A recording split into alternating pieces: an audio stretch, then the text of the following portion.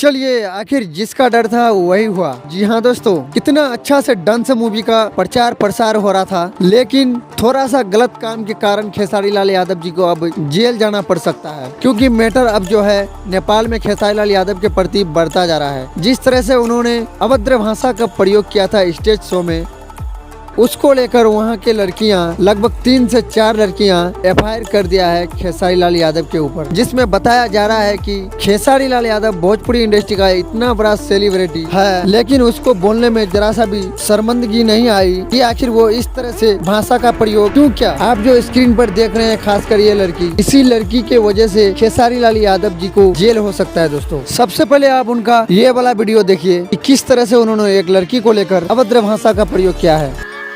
आपके साथ मुझे बहुत कुछ करना है।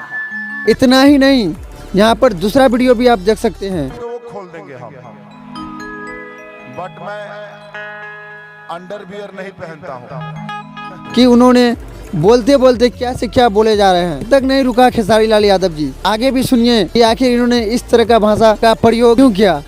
की प्यार करत ये तो बड़की के कतना मजा मिलता, एकरो लागता कि एकरे बहाने कहियो हमरो भेटा जाई है। हालांकि ये वीडियो स्टेज शो में इंटरटेनमेंट कर रहा था, लेकिन वहाँ के जो पढ़ी लिखी लड़कियां हैं, उन्होंने कुछ सीरियस लिया है और खेसारी लाल यादव जी के ऊपर सीधे एफआईआर दर्ज कर दिया है।